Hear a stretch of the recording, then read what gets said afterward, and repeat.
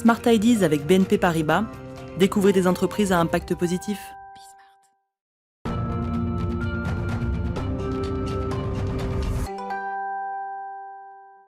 Smart Ideas pour vous faire découvrir Etiwork aujourd'hui avec Thibault Ledunois. Bonjour. Bonjour. Bienvenue, vous êtes consultant chez Etiwork. C'est une librairie de contenu. Ça veut dire quoi ça exactement? Oui, alors Etiwork c'est un studio d'impact, donc on est plutôt un collectif et aujourd'hui j'entendais tout à l'heure quelqu'un qui disait qu'il fallait y aller ensemble, donc la mode et le luxe va ensemble et donc nous on est un peu un collectif et en l'occurrence on a développé une librairie qui regroupe l'ensemble des études et des contenus sur le luxe et la mode durable, parce qu'aujourd'hui un gros enjeu puisqu'il y a énormément de contenus qui sont produits. La problématique, c'est de la trouver et de la trouver aussi selon son bon niveau d'expertise.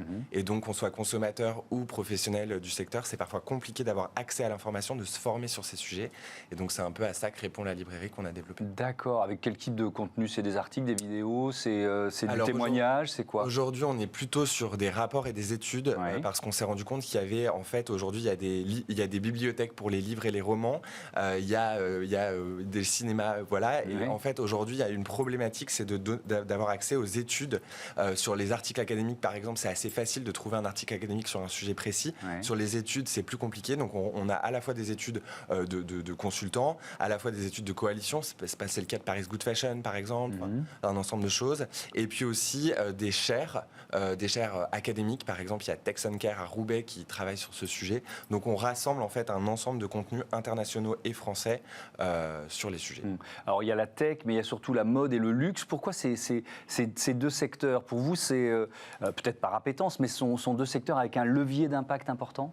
Oui, aujourd'hui, la mode et le luxe sont très exposés en fait à l'impact environnemental. Ils sont un peu l'incarnation aussi d'une forme de surconsommation, alors qu'on devrait aller vers une forme de sobriété. Et de fait, les scientifiques ne cessent de le rappeler. Et donc, la mode aujourd'hui, ce qui est assez intéressant, c'est que c'est à la frontière de modes de consommation qui sont assez extrémistes et qu'il faut réinventer. C'est aussi très social, la mode. Ça a été Chanel a libéré les femmes, le collant a libéré les femmes, les hommes aussi, la montre à gousset, etc. Il y a énormément d'histoires, de liens avec la société.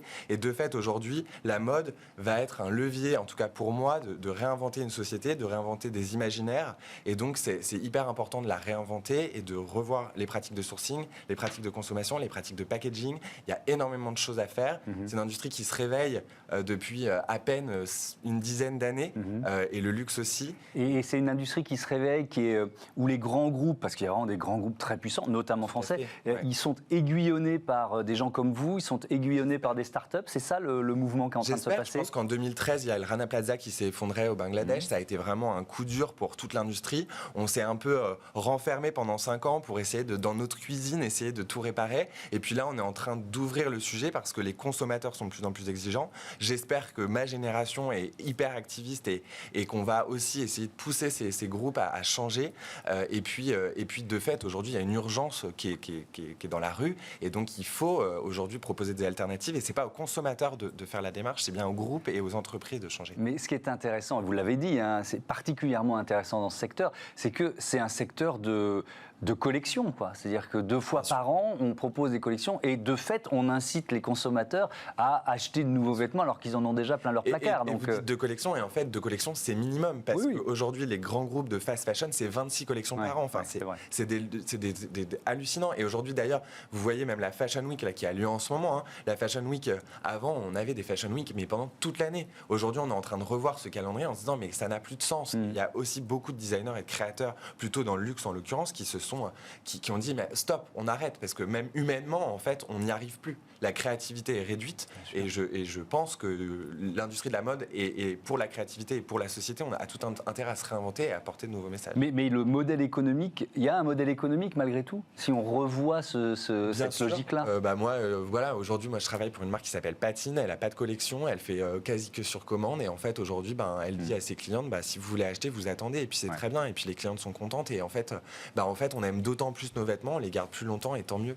Et en fait, il y a plein de nouveaux modèles économiques. Patine, ça fait partie des marques de mode qu'on avait reçues ici. Merci beaucoup, merci Thibault Ledunois d'être venu exposer l'engagement d'Etiwork. À bientôt sur Bismart. Voilà, c'est la fin de cette émission. Rendez-vous sur bismart.fr évidemment ou sur les box. Salut à toutes et à tous.